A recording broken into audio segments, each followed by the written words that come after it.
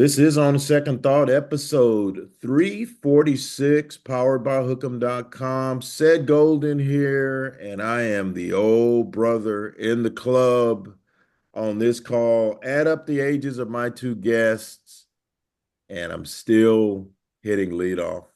I'm still elderly, but I don't mind. I'll take this over the alternative. Since it's the bye week, and the Longhorns are 5-0, and they're ranked number one in the country, we can actually say that and not get in trouble for saying it. Yes, the number one in the country in the USLVM coaches poll. Great. So I decided to invite two of our beat writers, our trending reporter Caleb Young with the glasses, and our Longhorn Insider David Eckert are joining us. I know they're busy, but you can't say no to old people. Guys, how's it going? I'm doing good, Seth. It is the bye week, so I'm not that busy. That's the only reason I said yes. Not because you're old. I appreciate that, and your mama raised you right. Respect for your elders is important, and I'm so glad to hear that you're not just throwing me a bone, that you really really wanted to do it. Um, Caleb, I would have asked you last year to do this, but like I told you a week You ago, just didn't like me. I don't like you. So, No, it's but fair. you have something to say and you do good work. So, why should I take away from our audience all the good stuff that you've been giving them on statesman.com and hook'em.com? So, Well, I'm I, going to I set my just personal feelings aside, Caleb, and I'm going to give you the floor. But first, I want you to introduce yourself, tell people who you are, because I believe this is your first appearance on oh a yeah, big time. sports podcast. So tell Yeah. a little bit about yourself. Well, first, Seth, I gotta let you know, I grew up in a middle class family in suburban Texas. You know, What are you like running for president now? And a middle class card. no, but yeah, no, I'm Caleb. Been here for like a year and a half, and I've been asking Seth to come on for a very long time, but he's just denied me every single chance because he's like, didn't like me. 346 episodes. That's a lot. That's a lot to just not have me on. But hey, man, I'm actually no. Love said. It's really great to be on here. It's been great covering Texas with y'all. But yeah, it's gonna be a good time. Kirk Bowles told me that you couldn't come on. So, and Kirk, like David's respecting me as his elder. I'm 27 years younger than Kirk Bowles. So I'm not going to go against him. So he didn't want you on, Caleb.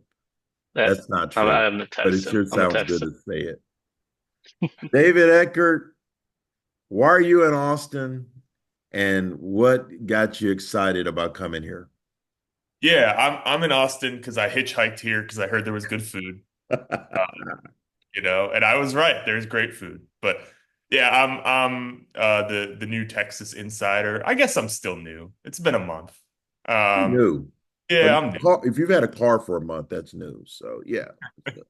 Kind of doing just filling in some gaps, doing some big picture stuff, nerding out with some stats, that type of thing. So it's been fun, and it's been a great time to start here, obviously with how the Horns are playing, and I'm thrilled to be making my podcast debut. Where you get all those cool stats I've been reading about, He got us that dropbacks PFF and subscription. targets and all that. Where are you getting those cool stats? Because I know you're not going back and watching every game afterwards. Maybe you are, Well, but I am doing that. I am doing that, but I am not calculating the targets myself. That I get from Pro Football Focus. it's a But good resource. yeah, I mean, So I love worth it. it. Yep. So worth it. Well, they're not playing anybody this week, but that's okay. That's okay. We still need to talk about them. We're gonna have to hit this Quinn Ewers thing. Your reports coming out that he's getting first team reps, not a shot. Very smart of Sarkisian to not play him last week. They did not need him. Um, I'm going to ask you first, David, um, since I think we all agree that Quinn will be back, but how valuable was the experience that young Arch Manning had these last two games, keeping the train on the tracks, keeping them unbeaten, and gaining some valuable experience. And how can that help the Horns moving forward? Yeah, I mean it's everything, right? I mean, because not only are these snaps, right? Because your standard at this level of program, your standard backup quarterback will get some snaps, right? But they'll most likely be in the second half of games that have already been won. But that's not the case, right? He got to prepare like he's the starter. So that in and of itself is a big thing. And he got to play meaningful football, which is huge, not only for him and his growth, but for Texas in knowing what they have. And clearly it's something very good based on what he was able to do. And he's a star. Oh, yeah. We've seen him. Caleb, you've seen him. He just seems older than 19 years old. And you've been around him, Caleb, for the second season now. When you look in Arch Manning's eyes, do you see a backup quarterback? I sure as hell don't. No, man. That kid's been ready to play for a while. Like, remember said in last year's Sugar Bowl Media Day, we all had that scrum around him. He looked so relaxed. He was just chilling. And Made that a was the middle first of time we like got 30 him. That was the people. first First time. time. Yeah. Yeah. First time. He's so relaxed. He's not even worried about anything. And like we said at the end of the first half the other day, whenever he threw that touchdown pass to DeAndre Moore, like he seems to have that thing in him where he's just like living for that moment. You could see how excited he was that it was a close game. That kid, if Sark didn't make him back off, he wouldn't let up the job for sure. That's true. Let me tell you guys, I don't care what Sark says. The play calling is different when Oh, yeah. 16's in the game. They are, it's more vertical, it's more aggressive. And I had a tweet, and probably the first tweet I've had in like 8 years that was actually liked. Um, and I'm going to show my age here. Quinn Ewers is more of a Joe Montana type, where he's station to station, short routes where receivers make the first guy miss, and more catch and run type things. Arch Manning's got that Marino thing going. He's throwing it deep. He's going vertical down the field, aggressive throws. He makes every throw in the book. And yes, he's a redshirt freshman. And yes, he's 19. And yes, he's inexperienced. But that upside, undeniable upside. And if I'm a Longhorn fan, I don't panic if Quinn gets hurt. I don't. I hope Quinn stays healthy, and I hope Quinn's in New York at the end of the year in the Tux. But if he gets banged up again, the wheels aren't going to fall off. They just aren't, because Arch Manning is in the building, and Malik Murphy did a good job last year, guys, winning 2 games. This guy's better than Malik Murphy. Malik Murphy You know, started at Duke. This guy is better than Malik Murphy. Caleb, I need to ask you. We've seen all these games. Is there one area? Is there one area? The Longhorns, it's nitpicking. They're 5-0. They're number one in the Statesman poll. They're number one. It's a little nitpicky. Where do you think they can be better? uh, I think the running game on both sides of the ball is probably the thing that most people think of.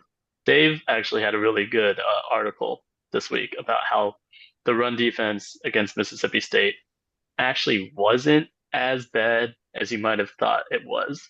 So I encourage everyone to go read that if they haven't read it already. Especially the missed But tackles, because I was yeah, ripped them for missed tackles, and then hmm Marty Pants went back and watched the game and showed that there were fewer missed tackles. It just yeah. felt like it. It just felt like there were more. So I agree. I think they're not getting chunk plays. They really miss CJ Baxter, and I'm going to tell you that Jadon Blue is more explosive than CJ, but that's when Jadon Blue is allowed to run those stretch type plays and not have to get the between the tackles tough yards that said Baxter was his forte. So I they're very thin at running back, and that's a concern. Honestly, like if I were trying to get 1 yard, like on the goal line, I would honestly go with Contravion over Jadon Blue. I think Jadon can still be your like every down back, but if you're trying to get 1 yard, Like you saw on that one run he had that got called back, he's just breaking tackles. He looks like he likes the contact Hank. more than Jadon does. And that freshman is a hammer. Oh He's like yeah. 225. He's a hammer. Jared Gibson's a hammer. So they're better in short yardage this season than last season, and that's even without CJ Baxter, which is saying hmm something because they were pretty proficient in that. Um, what about you, David? What area do you think that you'd like to see some improvement in over this bye week? Yeah, again, nitpicking, like really getting in there, You have But to. We got to uh, talk about something. That's true. yeah, I think they can be a little bit better with their turnover margin. Hmm. They're giving the ball away a little bit. Plus two. They're plus Yeah, two.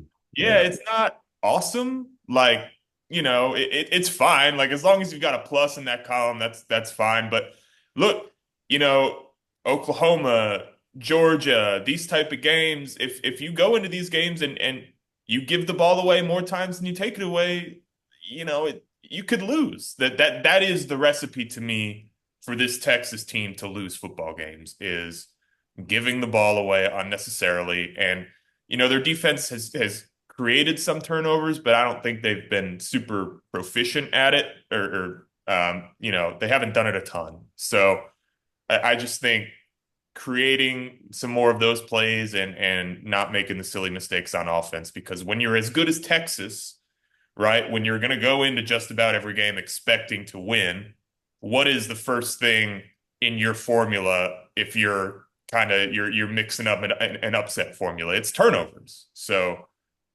making sure that they get those squared away is the biggest thing to me. And if they play clean, there's not a lot of teams that can beat them. Yeah, It's just 100%. hard because they have playmakers. They have a pass rush. The pass rush finally shown up. 6 sacks in the last 4 games. They've shown up, and the quality of competition is about to go up. I don't think OU is very good, but it's still Texas OU game. hmm Um, yeah. Oh, yeah. We'll get that later. That was a question that I didn't give you guys before, but we'll talk about Stay Fair before we get out of here. Caleb, give me your MVP. One on offense, one on defense. Offense, I would have said Quinn Ewers if he didn't get hurt. But since I'm not going to say it because he did get hurt, I'm going to say Kelvin Banks Jr. He's just been rock solid. He's even better than he was last year. Hmm. Like that man, I think there's just like it's underrated how good he's been, especially with like Arch there. Arch didn't have to worry about his blind side at all. Like Nope. that's just one less Comfortable. thing for him to worry about. That's like part of the reason why he played so well. So Calvin Banks on offense, I'd say 100%. On defense, I'm a be a little bit. I'd say Andrew Makuba. I think Give me he's some actually of been that. I so like good for that them. pick. Man, He's that's been nice. so good for them. Yeah, like he like I like that tackles one. well. He plays the pass well. He anticipates like things. I think he's been such a good grab for them as a transfer. Um, yeah, no, those two. I like those solid. And we're sharing a brain on one of them, and I'll tell you which in a minute. David, who are your two? Yeah. I really like the Kelvin Banks one on offense, just for the sake of being different. Variety. Hmm. Yeah, I think Isaiah Bond is just the type of wide receiver that, you know, up takes a team up a level, Um, even, they've been winning by so much that he's not playing all of these games. He's still almost at 400 yards already. It's a You know, lot. A yeah, lot. he's a guy who can beat you over the top, and they've used him that way with Arch Manning. But when you get into that mode of offense with Quinn Ewers, where you're close to the line of scrimmage, he can beat you that way too in the screen game. So I just think he opens up a lot of possibilities for them, and I think he's been really good. I'm gonna go on defense. I'm gonna go Jahdae Barron. Just because I think if you look at the way Texas is playing defense, it's a lot different than last year. They are not blitzing At at all, all. They at don't all. have to. Like They don't have to. yep, because they've been very, very, very, very good in coverage, and that starts with Jahdae Barron. So to me, having an elite of the elite guy back there has kind of unlocked the way that they're playing defense, which is very passive. They're rushing with four, sometimes three, and it's working. So I think he's been really important. Well, you took one of mine. I agree with young Caleb that Kelvin Banks is the best player on this team. And this is a team of real, there are 7 or 8 NFL guys on this team.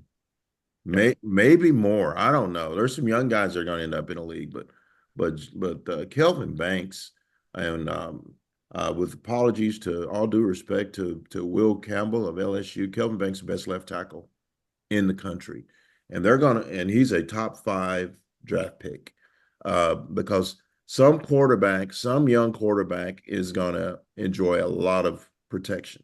I mean, if I'm a Commanders fan, I was about to say, I'm kind of a little bitter that they're playing so well because they're not going to be able to get Kelvin Banks to protect Jaden Daniels. They're not going to be able to get him. So he's probably going to end up in some crap show like Cleveland or heaven yeah, forbid Carolina. But he's going to end up in being a top 5 pick who's going to make a lot of money.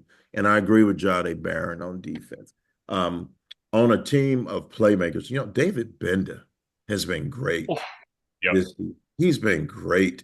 He was a tight end when he got here, and he was like a man without a country. They didn't know what to do with him, and he has found his niche, and he has played his way into an NFL training camp.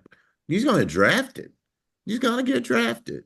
And who would have thought that 3 years ago? So, but Jade moving him outside, putting him back where he's supposed to be. He's the quarterback of that team. He's the leader of that team. His homeboy, Andrew Makuba, his fellow Austinite, is back from Clemson, and Michael Taft. They all grew up working out together. They're having fun and making plays at the same time. And I'm telling you guys, and you can ask anybody that's read me for the last 20 years, I am not a homer. I do not homer up for the local team. They're the most complete football team in the country. Mm-hmm. That doesn't mean they're going to win the championship yeah, because championships aren't won on paper. You're going to have to beat somebody to get that title. But they are a team with very few flaws, and they have the best play caller in college football as the head coach, and he don't coach scared. That's what I like about Sarkisian. So I am hmm excited about what's coming up. They get the Sooners first, and then they get the Georgia Bulldogs. My guys are going to be at the State Fair. You can't ride with me. I'm going to East Texas, and I know y'all guys are going to carpool. Y'all yeah. can't the Forerunner with your boy. I don't even have to get a detail. There's empty Propel bottles all over the place, and it's going to stay because I'm Gotcha. driving alone. I'm driving alone. What are you most looking forward to about the State Fair, that matchup, and then that atmosphere? I'll start with you, David, because I assume this will be your first one. It will be, yeah. I'm excited. Really, just the atmosphere, because that's really what's unique about it, right? Nuts. It's Yeah, nuts. Yeah. yeah. I'm really excited, and I've been fortunate to cover the SEC for the past few years, and I'm interested to see how this rivalry compares to some of the other SEC ones. And we're gonna write a little bit about that this week, but yeah, I'm really pumped. I think it's gonna be really fun, and maybe sneak down there and grab some fair food too. You don't have to sneak after the game. We all go down there. Oh, We get a beautiful. corny dog. I Yeah. go to get some Floyd's catfish, Oh, and there nice. might be an adult beverage consumed. Might be. I'm not sure. I got to check my A1C before I do that, but we'll see. We'll see about the adult For beverages. sure. Caleb, how many have you gone to? You've probably gone to a couple. Mm, I live in Dallas. been to the been to the Cotton Bowl once when I was a kid, so long time ago. Opposed to Don't really now when remember you're it. like 60. I mean, come on. Oh yeah, I'm super old now. It's barely remember anything. My memory's failing me. But yeah, like last year I was there. It was just really cool. When you walk into that press box, you see the split That's between the cool. maroon and the orange. Mhm. Cool. Nothing else like it. Um, Not looking forward to that Wi-Fi though. Wi-Fi is terrible in the They box. have. When Oh did my they get God. Wi-Fi? When did they get Wi-Fi? When did they get Wi-Fi? I I don't use know, my man. phone, Like, man. I use my they got phone. It's Wi-Fi the before worst. it was invented, dude. It is Like that horrible. does not work. But, I'm really looking forward to just seeing, how the fans react at the fair, like how they talk, how they jab at each other. Um, and obviously, dude, the food, man. Fried food. Did you see the cotton candy wrapped bacon? I That's Oh saw my nuts. God. I saw that, but I Oh, can't risk it. I can't risk a stroke. I can't risk a see, stroke. I can though. I'll absolutely risk it. I'll put my body on the line for you, said. I'll let you know how it is. I'll just have to live vicariously through you. I'm not. I've come too far. I can't risk it. The one good thing, the cool thing, David, that you'll notice after the game when we're walking around the concourse is if someone walked into the fair after the game and didn't know who won, you can look at the fans' body language and tell who won the game. That's what's so cool. Because last year the Texas fans were like, yeah, let's go. Man. Oh, you guys are like, you ready to go? Yeah, we got to get on the highway. We got to get out of here. So yeah, guys, it's gonna be great. Let us know what you guys have coming up this week. What can people be looking for from you on statesman.com? You first, Caleb. Yeah, I got a piece about DeAndre Moore and how he's the new standard for Texas after Whittington. Um, that's going to be coming out soon, very soon. That's going to be in the paper tomorrow. It's going to be published online sometime today, probably. And then I got some high school football, and then on Saturday ACL coverage. So Man, gonna be there.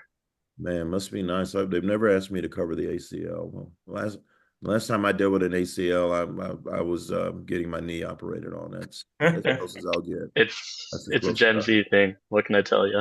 Yeah, We'll get they you want in to be next year. younger. I understand the youth movement. I get it. I get it. I get it. But David, what do you have coming up?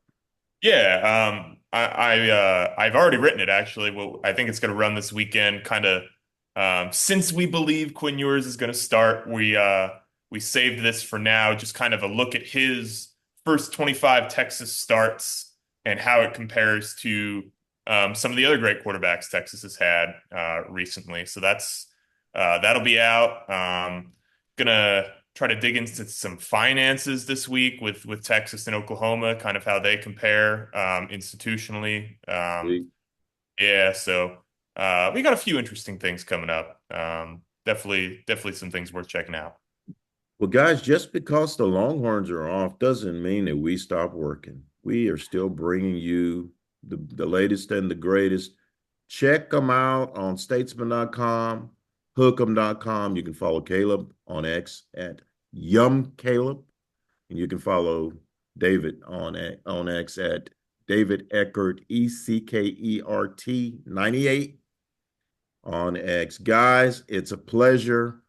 And what are you doing on your Saturday off? I need to ask before we get out of here. You guys aren't going to be at a football game this Saturday. What are you going to be doing, Caleb? Are you ACL? Yeah, I'm be ACL. I'll be watching.